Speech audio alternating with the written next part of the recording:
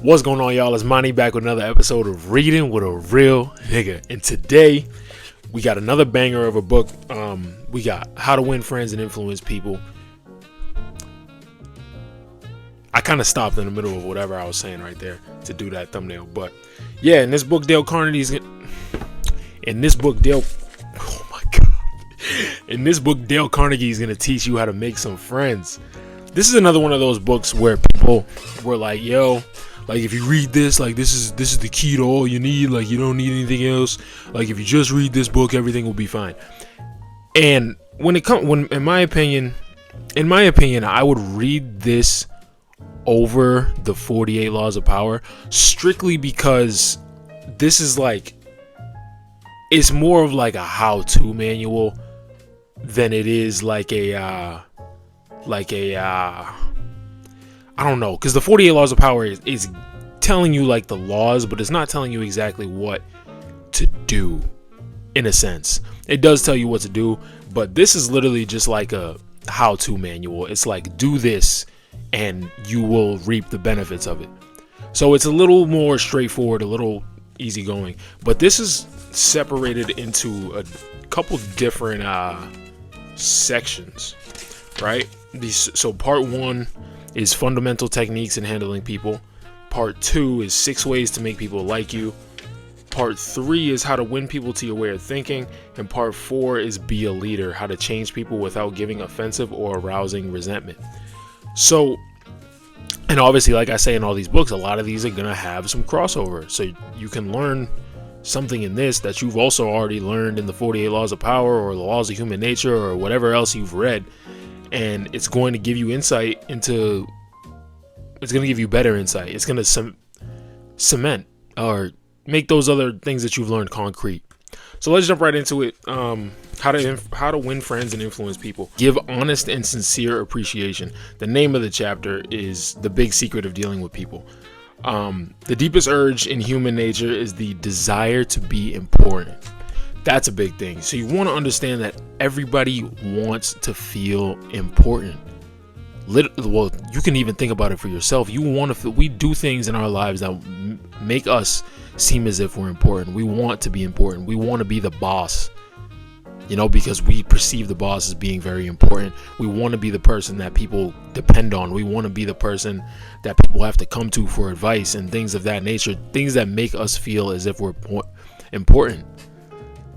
Because there's always that looming feeling of insignificance that everyone has throughout their daily lives when they're trying to make something of themselves. They're trying to be someone who's famous or popular because that makes them feel a sense of importance. So that's something you want to do in your daily life. You want to make the people around you feel as if they're important. And don't do this as a means of manipulating people. That's one thing I wanted to say about all the stuff that I talk about in a lot of these books. If it's not you, don't do it. If it's not truly coming from your heart and it's not the person you are, don't do it.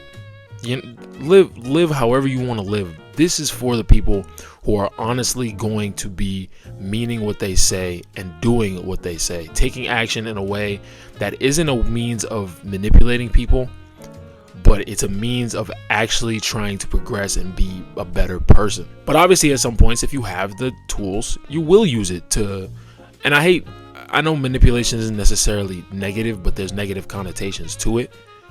But there will be situations where you're like, okay, let me kiss a little ass here and get what I need to get, like in a job or something like that. So I'm not saying you have to be all goody two shoes about it, but be honest with it. Be sincere, because people can smell through inauthenticity very easily. Just understand that all this stuff is something that you have to do and you have to mean it. So first one, give honest and sincere appreciation. And 6 ways to make people like you. So we're going to do way 3 and way 4 in this. This ties into the last one, making people feel important. Remember that a person's name is to that person the sweetest and most important sound in any language. Saying people's names. There's one thing I do at the grocery store, or at least I try to do all the time. I always read their name tag, and when I'm leaving, I'll be like, oh, thank you, like Billy, thank you, Joel, or whatever. and then I'm telling them, like, I'm saying their name, and it's always going to make them smile. It always makes them feel good because someone made that extra effort of looking at the tag and actually saying their name. Think about when people call you by your name. You know, you might have a nickname or something, even if when they call you by your nickname, but there's something about being called like by your name, even by people who like you just met. Let's say you met this guy once in passing, but he managed to remember your name, and you're like, damn, like, he knows who I am, you know, because it's that feeling when people get your name wrong that you're like, damn, you don't really care about me. So it's an extra step to make people feel as if you care, you know, and if you're taking that time to understand their names and know who they are, it goes a long way. Even if let's say you're the CEO of a company, obviously a lot of CEOs, bosses, they don't really know the people they have working under them. But if you're one of those people who's the CEO, you go around and asking everyone's name and you remember it, you know how much more willing those people are going to be like to work for you, even if you know like a tidbit of their information. Like it's the best thing. And if people, I know this, my homie, he's really bad at remembering people's names, and I don't know why I've never told him this, but he probably doesn't want my advice. But an easy way to remember someone's name is to tie it to something that's like interesting about them. You know, so like let's say you meet a guy, Joe, and Joe has like crazy hair.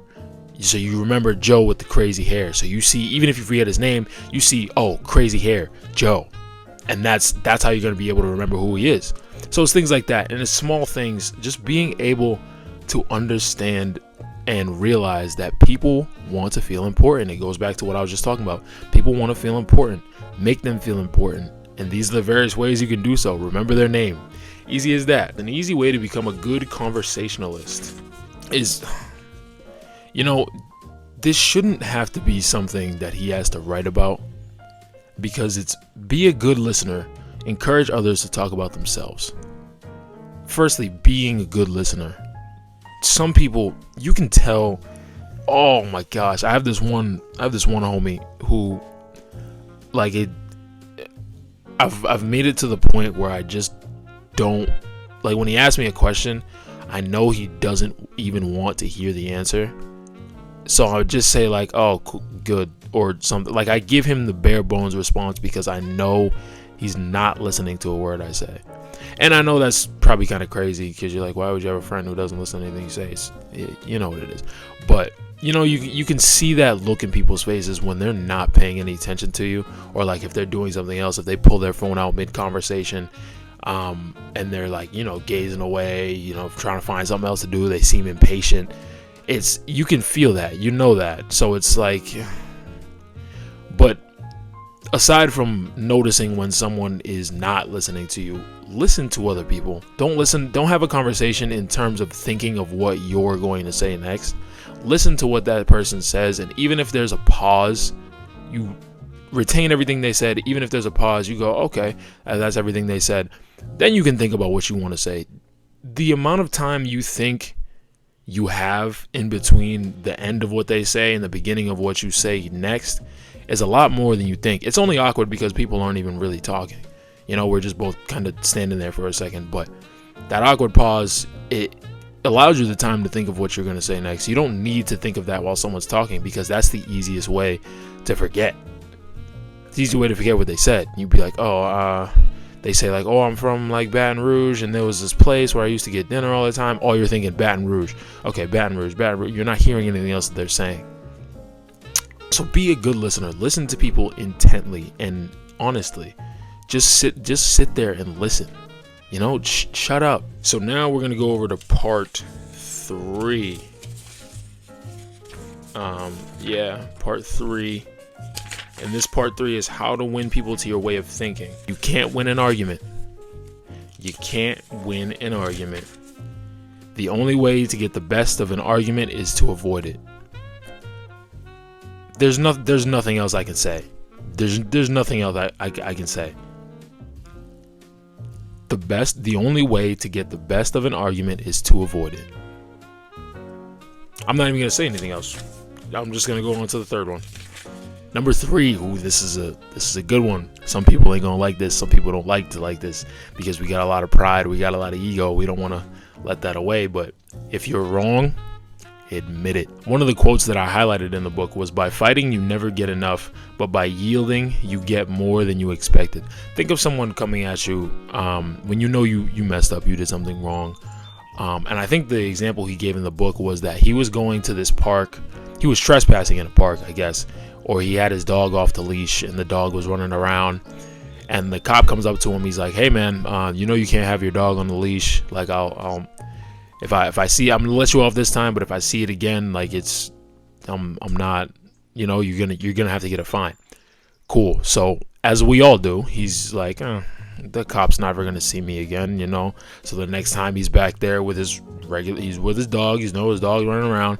The cop runs up to him, and before the cop is able to say anything, the guy goes, "I know, I'm in the wrong. I did that. I got my dog here. I know you told me last time. Just give me the fine."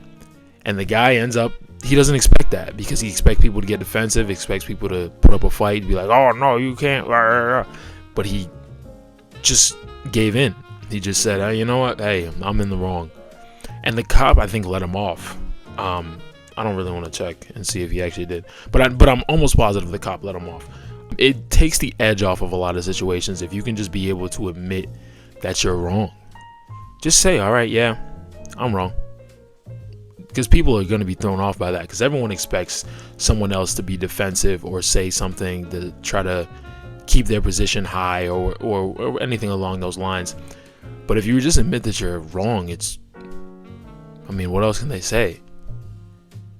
So be able to relinquish that pride, relinquish your ego, and be able to admit when you're wrong and know when you're wrong.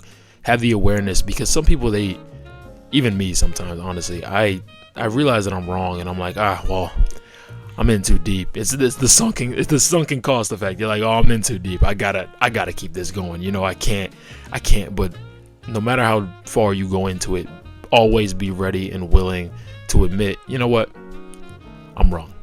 Let the other person do a great deal of the talking. This was similar to being a good listener. It's kind of the next step of being a good listener. Always let the other person be genuinely interested in what the other person has to say, and allow them to do most of the talking. You'd be surprised. It made me think about dating, because, brother, if you guys go out with someone, it could be a girl or a guy, whatever, realize that in the first interaction, they don't really care about you. They don't really care. Let them feel like it's an audition to be a part of what you got going on. Don't feel as if you have to audition for them. Make them feel as if they're auditioning for you. Sit there and let them talk and talk and talk and talk and talk, and be there and be listening. Be a good listener, because eventually they're gonna get to a point and be like, "Wow, like I've been talking so much. Like I wanna hear something about you." Then at that point, yeah, obviously go ahead, because they're showing interest in what they want to talk. But don't go on this long rant and start babbling on and on. Make them do a lot of the talking, because even outside of the dating aspect of everything, people doing a lot of talking, people will sometimes tell on themselves. People will give more information than they need to. People will tell you their whole life story just by you sitting there and showing genuine interest in what they want to say. So just allow them to do that. Allow them to do a great deal of talking. People want to talk about themselves. People don't it sounds crazy, but people don't want to talk about you as much as you want to talk about you. They want to talk about themselves as much as you want to talk about yourself. So be able to say, "All right, I'm not important in this moment. They are going to be important in this moment." Have them be as important to themselves as they are important to you. I think I got that off. I think I got that one off. And that's a great way to make people feel a lot more connected to you, because they feel as if, I just told this person my whole life story, and they sat here and listened. They sat here and listened to me about all of this. But like I said, I'm going to keep going back to it. Keep it genuine. If this isn't something that you think you could genuinely do, if you like yourself that or that, I guess egocentric, I don't know. If you can't do that, don't do it. because it's got to be honest and sincere. And if it's inauthentic, people are going to see right through it, and it's not even going to matter anyways. Begin with praise and honest appreciation. I feel like I've kind of already touched on this. If you're going to have to go over and criticize someone and tell them that they're doing a bad job, give them appreciation first. Be honest with them and give them praise. Tell them what they've been doing well, and also understand that there's other areas of what they're doing that you would like them to improve. But first, begin with the things that you are happy with them about, and that things that you actually want to give them praise for. Because sometimes we hold back the praise that we give to other people. I don't know why, just out of pride maybe. But when people are able to hear this, when people hear that they're being praised, they don't hear it often. No one really hears it often. No one's praised for like the little things that they do ever.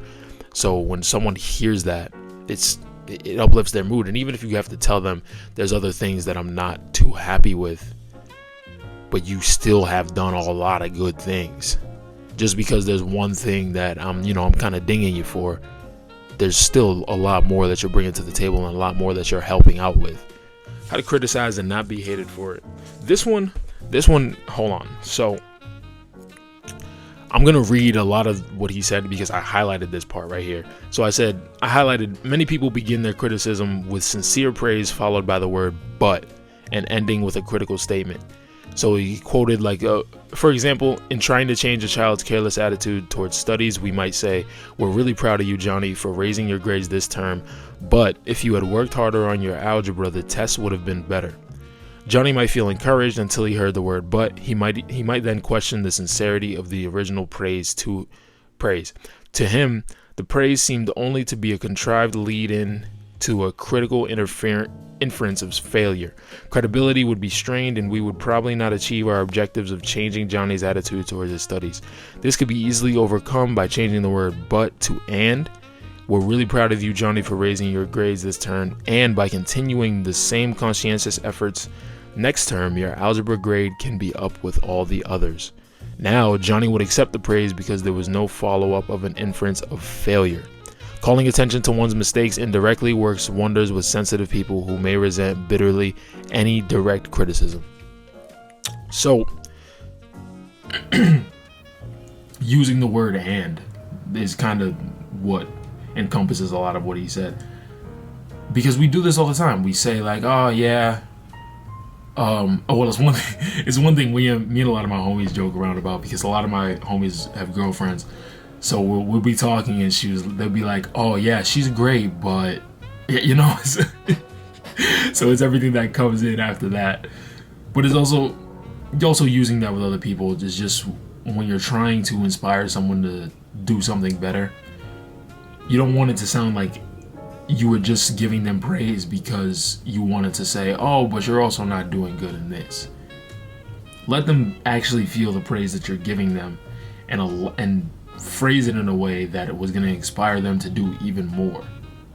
Phrase it in a way that's going to encourage them to keep progressing, as they did in this. So I hope that me highlighting that and reading that is something that can definitely help you out with. No one likes to take orders. Ask questions instead of giving direct orders. I don't really know if there's anything I can say about that. Ask questions instead of giving direct orders. It's easier for someone to digest hearing, "Oh, can you do this for me?" as opposed to "do this for me."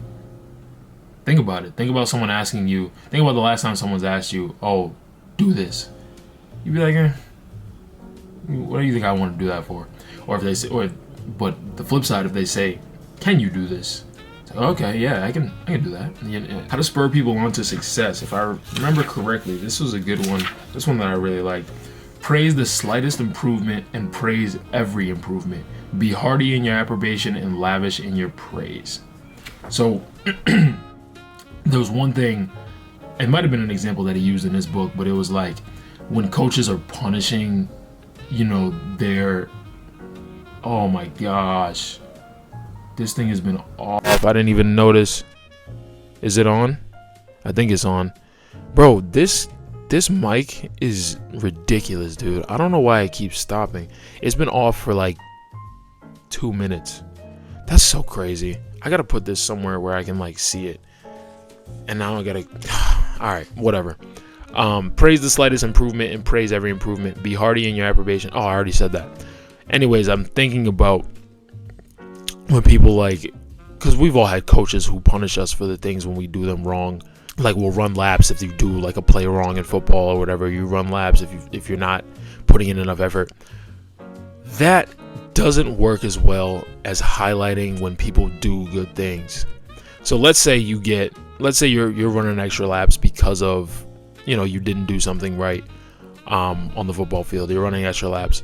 Now you're going to be even more anxious the next time you do that, trying to get it perfect and trying to make it perfect, which is going to paradoxically lead you to making more mistakes, because all you're thinking about is, I have to do this perfect. There's nothing I can do wrong. I have to do this. If I do it wrong, I got to run laps again.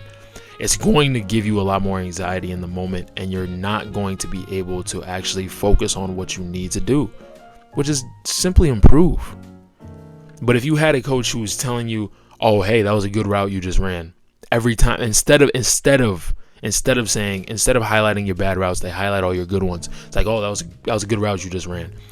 You'll understand that you're gonna have bad routes that you run, and when you have those bad routes, you won't get the praise. So you're gonna get hungry for that praise. You're gonna want to be like, I want them to say that again. So you're gonna be putting in extra effort and focusing on what you need to focus on, getting better.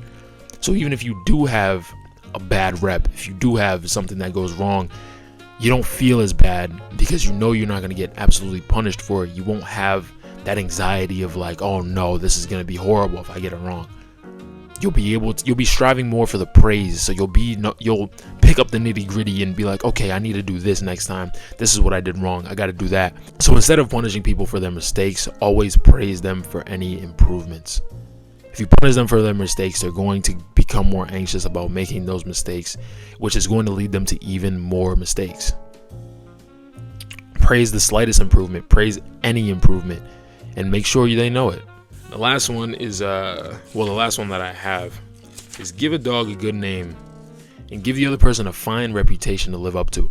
This happened, I used this technique in my last relationship because there was a moment in which I believed she was trying to just ghost me in the middle of our relationship, because it had been like 4 days since I heard from her. I texted her one day and 4 days later still hadn't heard anything. So I texted her and I was like, I know you're not doing what I think you're doing, because I understand how honest of a person that you are. So I know if this was what you were doing, you would have spoken to me about it beforehand. Something along those lines. I don't really remember what I said, but I was painting the picture that I know she's an honest person and she wouldn't do something of this nature. And she responded back and she was like, I just can't do this, yada yada, blah blah blah blah blah. Either way, that painting her as an honest person probably spurred her, because if I never sent that text, I don't think I would have ever heard from her again. That's just how I feel about it, and I never know. Maybe I would have, maybe I wouldn't have, but that painting her as an honest person made her feel as if, all right, now I'm not being too honest. So give people a good rep, even if someone's like a liar, someone's a cheat, someone's a steal. Give them praise about, you're a very honest person. You're very, and this is a little more manipulative than a lot of other things, but it makes people feel as if they have something to live up to. Even if someone has a trait that you want them to show more, act as if they already have that trait, and act as if that trait is already strong within them. If someone isn't very honest, say that they're honest. Say like, I really appreciate you being honest right there. Thank you for being honest with me. They're going to want to do that more. Like I said with the last one, people are going to want praise more. They're going to want to be praised. People want to feel important. If you're giving them that praise, they're going to feel a lot better. They're going to chase that feeling. People are always going to run away from punishment. They're going to run more towards praise and appreciation, the feeling of importance. People don't feel important when they're getting punished. So yeah, that's how to win friends and influence people. This one went on a little long, but it's good game in this book. It's good knowledge to go over. I really got to understand what's going on with this mic, because I can't have it keep cutting out. So hopefully it didn't cut out too much, but yeah, that's what we got for today.